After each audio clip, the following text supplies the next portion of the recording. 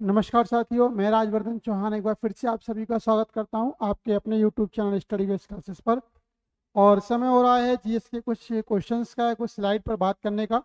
तो शुरुआत करते हैं आज के सेशन की शुरुआत करने से पहले आपसे कहना चाहूँगा, यदि अभी तक आपने चैनल को सब्सक्राइब नहीं किया है तो चैनल को सब्सक्राइब जरूर करें। इसके साथ साथ बेल आइकन के बटन को दबाएँ, जिससे कि नई नई वीडियोज़ की जानकारी आप तक समय से पहुँचती रहें। यदि आप हमारी वीडियो को पसंद करते हैं तो ज़्यादा से ज़्यादा लोगों तक इसके लिए शेयर करें, जिससे कि ज़्यादा से ज़्यादा लोग इसका फ़ायदा उठा सकें। और शुरुआत करते हैं आज के सेशन की। तो पहला क्वेश्चन या कहें कि पहली स्लाइड आप सभी के लिए स्क्रीन पर ये रही।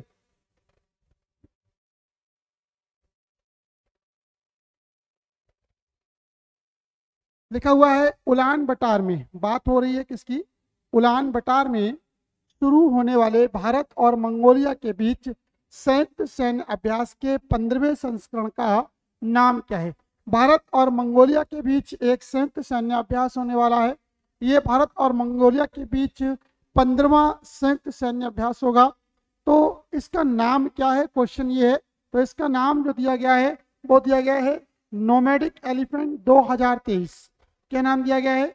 नोमैडिक एलिफेंट 2023 इसके लिए नाम दिया गया है। ठीक है, अब जरा इसके बारे में जान लेते ही है क्या। ये जो अभ्यास है वो भारतीय सेना के जम्मू और कश्मीर, भारत का जो एक राज्य है जम्मू और कश्मीर, उसके लाइट इन्फेंट्री रेजिमेंट के सैनिक और मंगोलिया के सशस्त्र बल यूनिट 084, ठीक है, जम्मू और कश्मीर के लाइट इन्फेंट्री रेजिमेंट सैनिक और मंगोलिया सशस्त्र बल यूनिट के 084 के सैनिक अभ्यास में भाग लेंगे। यदि हम इस अभ्यास की बात करते हैं तो इस अभ्यास का जो मुख्य उद्देश्य है वो संयुक्त राष्ट्र संघ के तहत जो है वो पहाड़ी इलाकों में आतंकवादी विरोधी जो अभियान है उन पर केंद्रित होगा। यदि हम बात करते हैं इस अभियान की तो इस अभ्यास के दायरे में प्लाटून स्तर की फील्ड ट्रेनिंग या एक्सरसाइज भी शामिल है। अभ्यास के दौरान भारतीय और मंगोलियाई सैनिक अपने कौशल और क्षमताओं को बढ़ाने के लिए डिजाइन की गई विभिन्न प्रशिक्षण गतिविधियों में शामिल होंगे। नोमैडिक एलिफेंट 2023 अभ्यास भारत और मंगोलिया के बीच एक वार्षिक प्रशिक्षण कार्यक्रम है जो दोनों देशों में वैकल्पिक रूप से आयोजित किया जाता है। वर्तमान में जो 2015 का होगा, इसमें जम्मू कश्मीर की लाइट इन्फेंट्री डिवीजन भाग लेगी भारत की ओर से, जबकि मंगोलिया की ओर से उनकी 084 जो रेजिमेंट है वो इसमें भाग लेगी। चलिए अगली स्लाइड की ओर बढ़ते हैं। अगली स्लाइड क्या कहती है देखते हैं।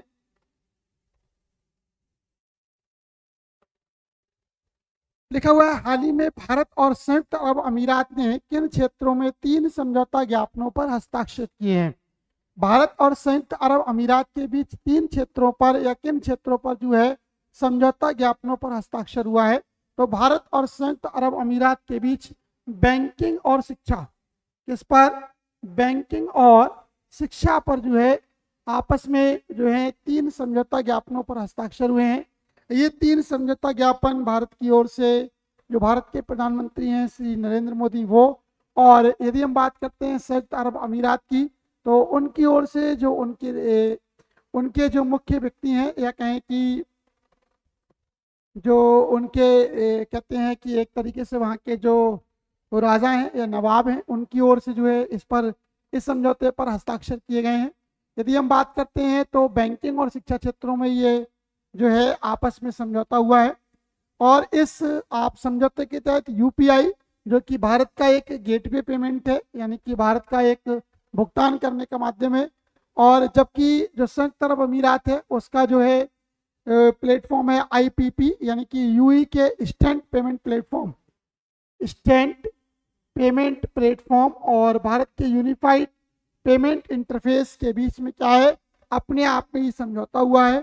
और इस समझौता के तहत कि किसी भी देश में उपयोगकर्ताओं को तेज, सुविधाजनक, सुरक्षित और लागत प्रभावी सीमा पर धन हस्तांतरण करने में सक्षम बनाएगा। इसके साथ साथ कार्ड स्विचों को जोड़ने से घरेलू कार्डों की पारस्परिक स्वीकृति और कार्ड लेन देन की प्रक्रिया में आसानी भी होगी। तो ये बैंकिंग और शिक्षा से संबंधित समझौता हुआ है किसके बीच? संयुक्त अरब अमीरात और भारत के बीच। ठीक है, 3 समझौते हुए हैं, ये बैंकिंग और शिक्षा से संबंधित हैं। चलिए अगली स्लाइड की ओर बढ़ते हैं।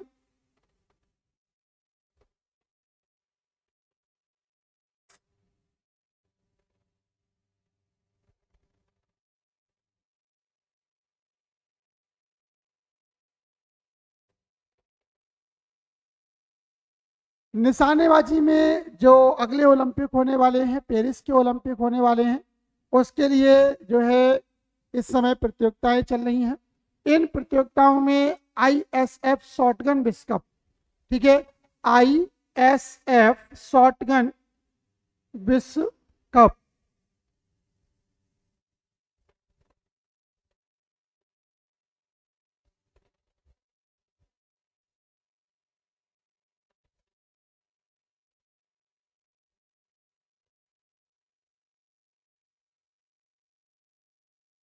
इस ISF शॉटगन विश्व कप में भारत के एक निशानेबाज है जिनका नाम है पृथ्वीराज टोर्नीमन। भारत के निशानेबाज पृथ्वीराज टोर्नीमन ने इस प्रतियोगिता में या कहें निशानेबाजी के इस विश्व कप में कौन सा पदक हासिल किया है? कांस्य पदक हासिल किया है। ठीक है, एकमात्र पदक भारत की ओर से अर्जित किया गया वो पृथ्वीराज टोर्नीमान के द्वारा, पृथ्वीराज टोर्नीमान के द्वारा ये पदक अर्जित किया गया है। और ये जो प्रतियोगिता हो रही थी वो लोनाटो में हो रही थी और इटली में, इटली का एक शहर है लोनाटो, वहां पर इस प्रतियोगिता का आयोजन किया जा रहा था और इस प्रतियोगिता में भारत की ओर से एकमात्र कांस्य पदक जीता गया है और वो जीता गया है पृथ्वीराज टोर्नीमान के द्वारा। ठीक है, यदि बात करते हैं उनके इस रिकॉर्ड की तो मार्च में दोहा में भी उन्होंने अपना ये कांस्य पदक जीता था और यह उनका दूसरा व्यक्तिगत ISF विश्व कप पदक था। पृथ्वीराज टोर्नीमान 34 अंकों के साथ तीसरे स्थान पर रहे। ब्रिटेन के जो नॉर्थन हेल्स हैं उन्होंने 49 अंकों के साथ स्वर्ण पदक जीता है। ठीक है, जबकि चीन गणराज्य के क्यूई जिंग ने 48 अंकों के साथ जो है रजत पदक जीता और भारत के पृथ्वीराज टोर्नीमान ने क्या है, ये जो पदक है वो 34 अंकों के साथ जीता है। कुल मिलाकर भारत लोनाटो में पदक तालिका में 9वें स्थान पर रहा, जिसमें 2 स्वर्ण और 1 रजत के साथ संयुक्त राज्य अमेरिका शीर्ष पर था। यानी कि संयुक्त राज्य अमेरिका के द्वारा 2 स्वर्ण पदक जीते गए और 1 रजत पदक जीता गया। भारत की ओर से इस प्रतियोगिता में केवल एकमात्र पदक कांस्य पदक जीता गया, वो भी पृथ्वीराज टोर्नीमान के द्वारा, और भारत पदक तालिका में 9वें स्थान पर था। यदि हम बात करते हैं 80 में ISF शॉटगन विश्व कप पेरिस 2024 ओलंपिक के लिए एक क्वालिफाइंग इवेंट था, यानी कि पेरिस के 2024 में होने वाले ओलंपिक के लिए क्वालिफाइंग इवेंट था। यानी कि यहाँ पर जो खिलाड़ी हैं उनके लिए क्वालिफाइंग राउंड जो था उनको पार करना था और तभी वो पेरिस में होने वाले 2024 के ओलंपिक में भाग ले पाएंगे। चलिए अगली स्लाइड की ओर बढ़ते हैं।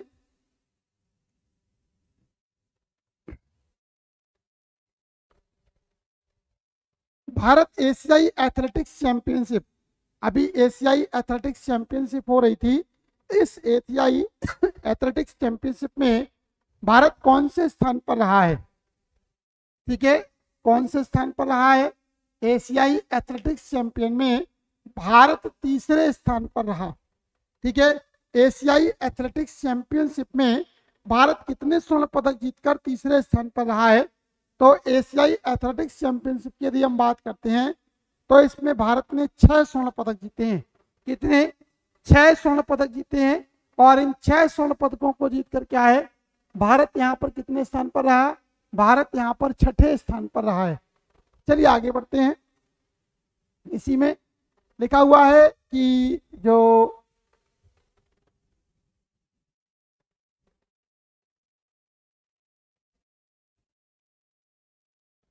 पारुल चौधरी और ज्योति आराजी ने प्रतियोगिता में अपना दूसरा पदक जीता, लेकिन भारत को अंतिम दिन कोई भी स्वर्ण पदक प्राप्त नहीं हुआ। अंतिम दिन 12 पदक जीतकर एशियाई एथलेटिक्स चैंपियनशिप 2023 में 6 स्वर्ण पदक सहित कुल 27 पदक के साथ भारत का स्थान कैसा रहा? तीसरा रहा।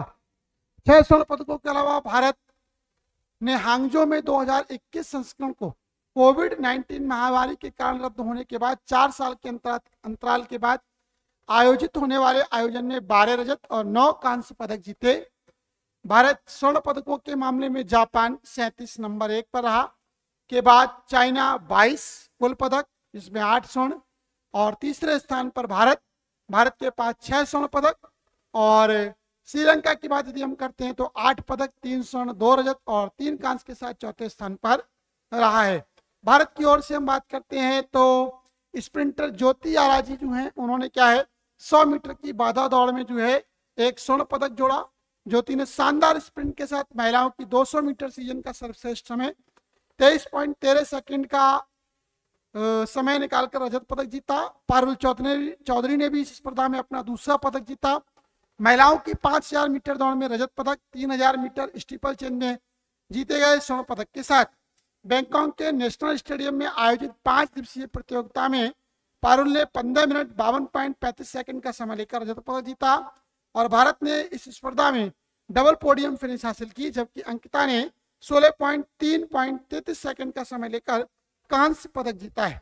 तो ये था भारत का एशियाई एथलेटिक्स चैंपियनशिप में रिकॉर्ड। टोटल पदक रहे 27 और भारत इसमें किस स्थान पर रहा? तीसरे स्थान पर। 6 स्वर्ण पदकों के साथ टोटल जो पदक हैं वो 27 हैं।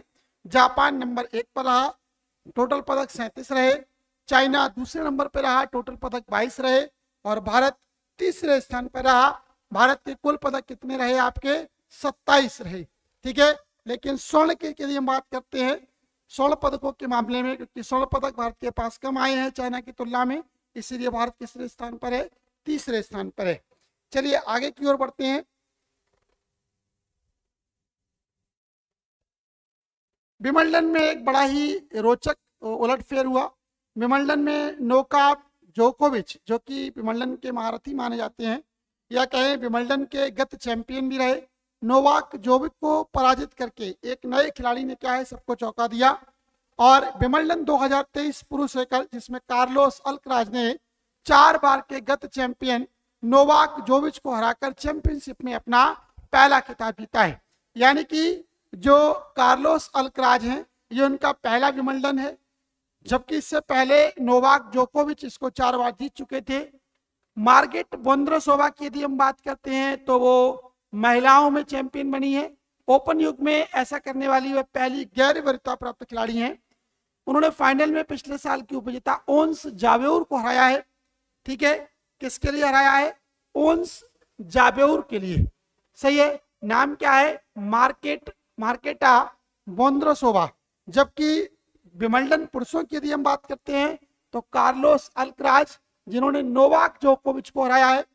यदि हम बात करते हैं 2023 की चैंपियनशिप पर, तो पुरुष एकल में कार्लोस अल्कराज जो कि स्पेन के खिलाड़ी हैं विजयी हुए हैं। महिला एकल में मार्केटा वोंद्रोसोवा जो कि चेक गणराज्य की खिलाड़ी हैं वो विजयी रही हैं। पुरुष युगल यानी कि 2 खिलाड़ियों की बात करते हैं तो वेस्ले कूलहॉफ नीदरलैंड और नील स्कूपस्की यूनाइटेड किंगडम के विजयी रहे हैं। महिला युगल की यदि हम बात करते हैं तो हसी सुवेई चीनी ताइपे खिलाड़ी हैं और बारबोरा स्ट्राइकोवा ये चेक गणराज्य की खिलाड़ी हैं। इन्होंने महिला युगल में इस पुरस्कार को जीता है। यदि हम विंबलडन की बात करते हैं तो पुरुष एकल, महिला एकल, पुरुष युगल और महिला युगल, ये 4 जो है श्रेणियों में ये पुरस्कार जो है या कहें ये प्रतियोगिता खेली जाती है। सबसे इम्पोर्टेंट जो है पुरुष में है, तो पुरुष में जो है आपके जो नोवाक जोकोविच हैं उनको कार्लोस अल्कराज जो कि स्पेन के खिलाड़ी हैं उन्होंने पराजित कर दिया है और इसके साथ ही क्या है वो अब वर्तमान में विजेता बन गए हैं। अगली स्लाइड की ओर चलते हैं। मंगला नार्लिकर एक प्रख्यात गणितज्ञ हैं, इनका हाल ही में क्या है निधन हो गया।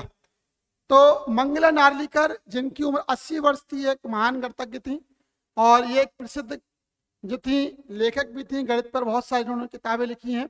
इन्होंने इनकी जो मृत्यु है या कहें इनका जो निधन है वो 80 वर्ष की आयु में हो गया।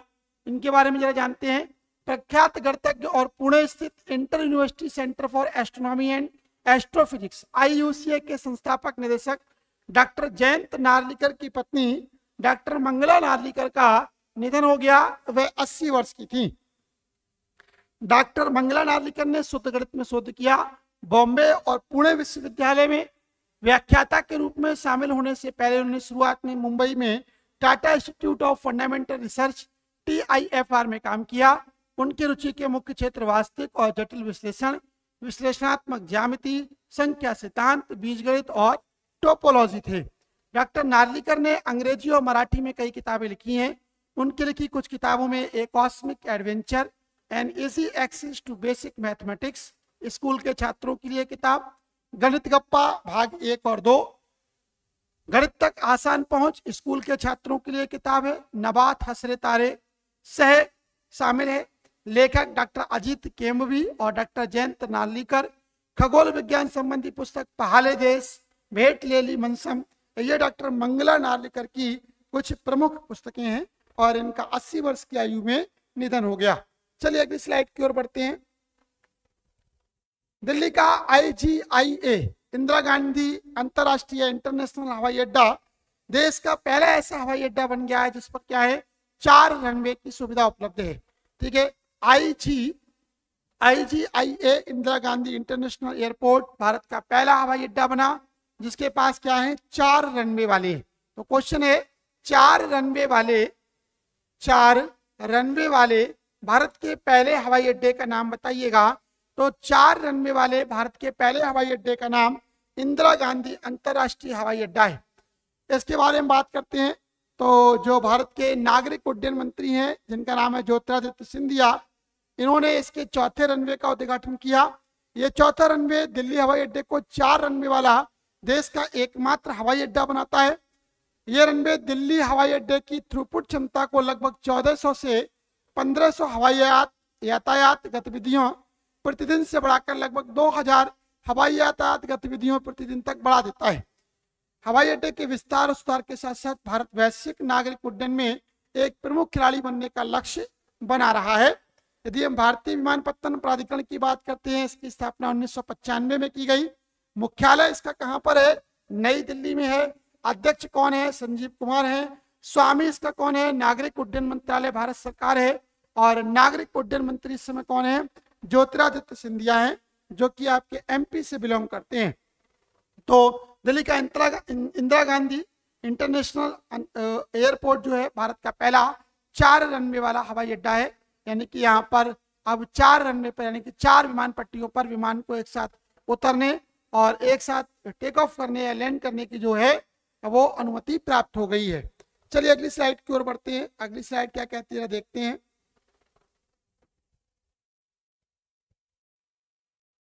वास्को जो है एक क्लब है, गोवा का एक क्लब है। तो उसने रेमन डियोज को मुख्य कोच नियुक्त किया है और फुटबॉल के खिलाड़ी से संबंधित है। फुटबॉल से संबंधित है। वास्को जो है वो क्या है? फुटबॉल का एक क्लब है और इसने रेमन डियाज को क्या है? मुख्य कोच के रूप में नियुक्त किया है। तो क्वेश्चन यह है कि अर्जेंटीना के पूर्व अंतरराष्ट्रीय स्ट्राइकर का नाम बताइए।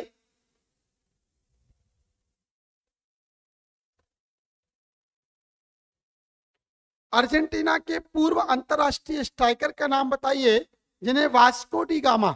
वास्को डी गामा क्या है? वास्को डी गामा एक शहर है जो कि गोवा के पश्चिमी तट पर स्थित है। गोवा राज्य की यदि हम बात करते हैं तो भारत के पश्चिमी तट पर स्थित है और ये वास्को के रूप में संक्षिप्त किया जाता है। तो यहाँ का जो मुख्य कोच किसके लिए नियुक्त किया गया है? रेमन डियोज के लिए। रेमन डियोज के लिए क्या है? वास्को का मुख्य कोच नियुक्त किया गया है। वास्को की यदि हम बात करते हैं तो ये अर्जेंटीना जो कि फुटबॉल का एक देश है, फुटबॉल जहां जुनून के रूप में खेला जाता है, वहां के ये स्ट्राइकर रहे हैं। रेमन डियाज को 2023 के शेष सीजन के लिए अपना जो है मुख्य कोच जो है निर्धारित किया गया है।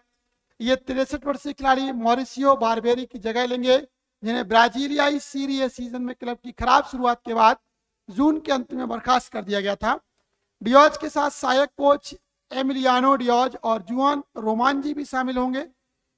1979 और 1982 के बीच अर्जेंटीना की राष्ट्रीय टीम के लिए 22 बार चुने गए डियाज ने 1995 में रिवर प्लेट के साथ अपने प्रबंधकीय कैरियर की शुरुआत की।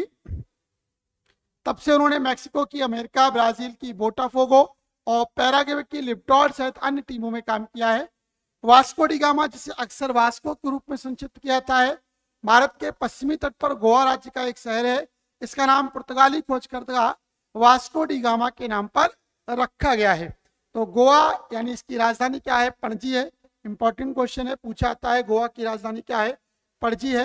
राज्यपाल कौन है? PS श्रीधरन पिल्लई यहाँ के राज्यपाल हैं। मुख्यमंत्री की यदि हम बात करते हैं तो प्रमोद सावंत वर्तमान में गोवा के मुख्यमंत्री हैं। तो वास्को ने किसके लिए अपना नया कोच अपॉइंट किया है? तो रेमन डियोज जो कि अर्जेंटीना के एक भूतपूर्व खिलाड़ी हैं, उनके लिए क्या है? अपना मुख्य कोच नियुक्त किया है। चलिए आगे बढ़ते हैं, अगली स्लाइड की ओर बढ़ते हैं। अगली स्लाइड क्या कहती है देखते हैं।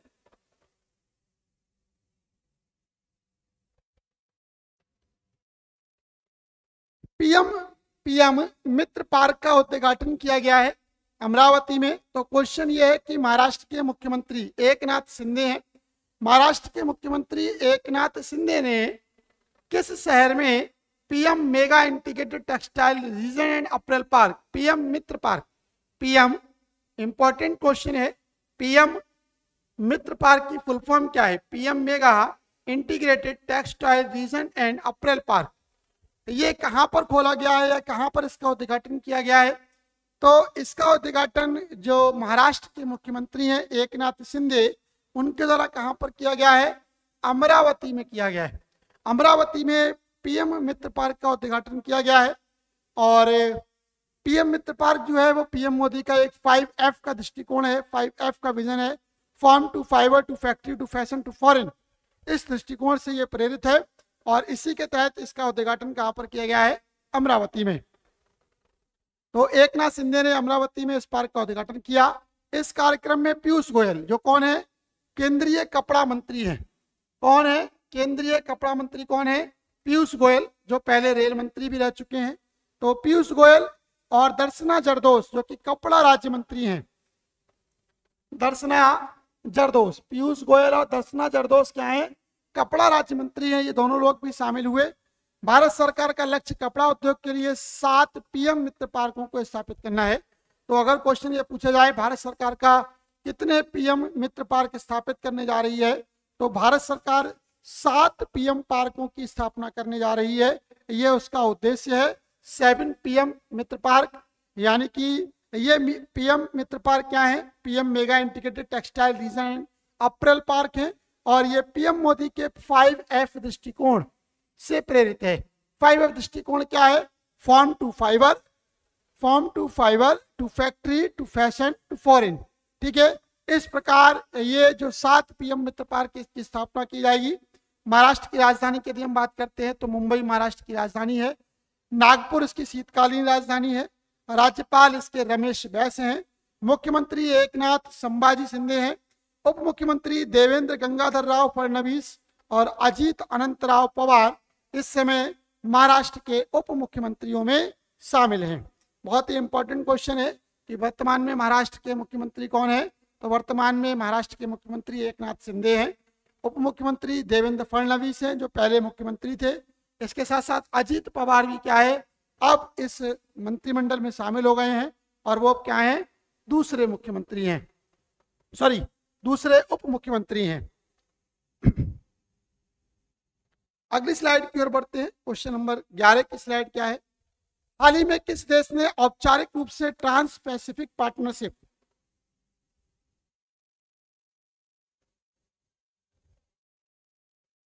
CPTPP, हाल ही में किस देश ने औपचारिक रूप से ट्रांस पैसिफिक पार्टनरशिप CPTPP व्यापार ब्लॉक के लिए व्यापक और प्रगतिशील समझौते पर हस्ताक्षर किए हैं?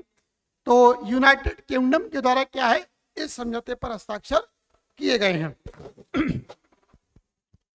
तो किस देश के द्वारा इस समझौते पर हस्ताक्षर किए गए हैं? यूनाइटेड किंगडम ने क्या है? ट्रांस पैसिफिक मुक्त व्यापार ब्लॉक में शामिल होने के लिए संधि पर हस्ताक्षर किए हैं। यदि हम यूनाइटेड किंगडम की बात करते हैं तो यूनाइटेड किंगडम की राजधानी लंदन है। प्रधानमंत्री इसके ऋषि सुनक हैं। राजा जो इस समय यूनाइटेड किंगडम के वो चार्ल्स तृतीय हैं और यहाँ की जो मुद्रा है वो पाउंड स्टर्लिंग है। यदि हम यूनाइटेड किंगडम ने औपचारिक रूप से ट्रांस पैसिफिक पार्टनरशिप CPTPP व्यापार ब्लॉक के लिए व्यापक और प्रगतिशील समझौते पर हस्ताक्षर किए। यूके CPTPP में शामिल होने वाला पहला यूरोपीय देश भी बन गया है। इसका उद्देश्य देश की अर्थव्यवस्था को बढ़ाना और ब्रिटिश व्यवसायों को 500 मिलियन से अधिक लोगों के बाजार तक पहुंच प्रदान करना है। CPTPP 11 देशों Australia, Brunei, Canada, Chile, Japan, Malaysia, Mexico, New Zealand, Peru, Singapore और वियतनाम के बीच एक मुक्त व्यापार समझौता है और इसमें अब एक और देश यूनाइटेड किंगडम भी शामिल हो गया है। यूनाइटेड किंगडम के प्रधानमंत्री इस समय ऋषि सुनक हैं। यहाँ की जो राजधानी है वो क्या है? आपकी लंदन है। राजा चार्ल्स तृतीय है। मुद्रा क्या है? पाउंड स्टर्लिंग यहाँ की मुद्रा है। तो इसके साथ ही ये थे आज की हमारी कुछ स्लाइड्स। यदि आपको ये स्लाइड्स अच्छी लगी हो तो हमारी स्लाइड के लिए ज़्यादा से ज़्यादा लोगों की भी जो है, हमारी इस वीडियो को ज़्यादा से ज़्यादा लोगों की भी शेयर करें। यदि आपके कुछ सुझाव हैं तो आप सुझाव भी दे सकते हैं, हमारी टीम के द्वारा निश्चित ही उस पर काम किया जाएगा। आज के लिए फिलहाल इतना ही, मिलते हैं एक नई वीडियो में कुछ नए क्वेश्चंस के साथ। तब तक के लिए धन्यवाद।